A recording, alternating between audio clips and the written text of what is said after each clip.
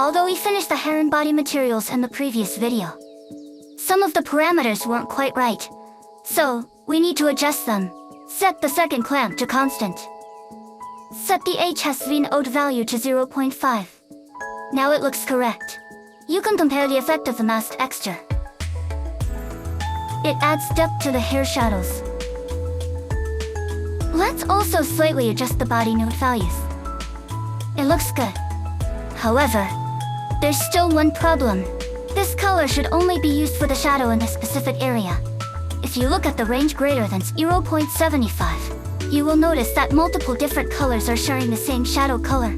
That's why the error happens. Find the unused HSV node from earlier. Connect it to the shadow color for the range greater than 0.75. Now everything works correctly. Now let's set up the face material.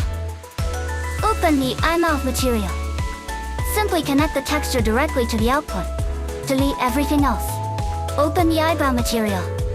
There are two cases with texture or without texture. If there is a texture, just connect it directly to the output. If there isn't one, add an emission shader and choose an appropriate color. Now go back to the face material. You will notice a problem. Areas like the eyelashes also receive shadow color. But we don't want that shadow there. Add a color clamp and set it to constant. Use it to separate the eyelashes areas. Then use a mixed color node. For the eyelashes areas, directly output the texture color. Now the shadow only affects the face. In the game, the facial shadow is not affected by the hair. It also shouldn't be affected by any external models. You can see that the current shadow shape doesn't match our expectations, so we need to rebuild the shadow logic. Here, we will use a dot product. The result of a dot product depends on the angle between two vectors. The smaller the angle, the larger the output.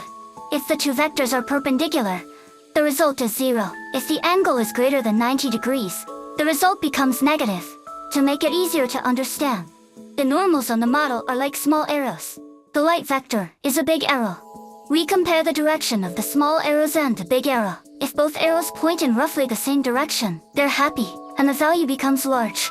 If they're perpendicular, they ignore each other, and the value is 0. If one points forward and the other backward, it's like they're arguing, and the value becomes negative. Let's compare the big arrow of the vector of light with the small arrow of the normal of the face. This tells us which side of the face should be bright, and which side should be dark. Back to the face material setup. Add a combine XYZ node.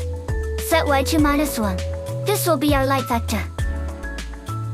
Add a geometry node. The normal output gives us the surface normals. Now add a vector math node and set it to dot product. Connect the light vector and the normal. This gives us a new light and shadow relationship. Use a color clamp node to adjust the result. These are the logical principles of facial shadows. However, this light vector is currently fixed. If the model rotates, the light direction won't follow. So we will add an empty object and use its rotation to control the light vector rotation. After the combine XYZ node, add a vector rotate node. Set its type to Euler. Select the empty object. In its properties, find rotation, and copy it as a new driver. Go back to the material editor. Paste the driver into the X rotation of the vector rotate node. Edit the driver as I do. Use the empty's global X rotation. After adjusting it, copy it to the Y and Z rotations as well. Edit them to use the empty's Y and Z global rotations. Now we can control the light direction using the empty. Rotate the empty to a suitable angle. Next, parent the empty to the head bone. To do this, first select the empty. Then select the armature. Enter pose mode. Switch to solid view if necessary.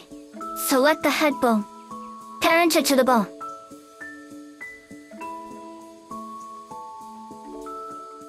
Finally, slightly adjust the color clamp. And now we have the facial shadow we wanted.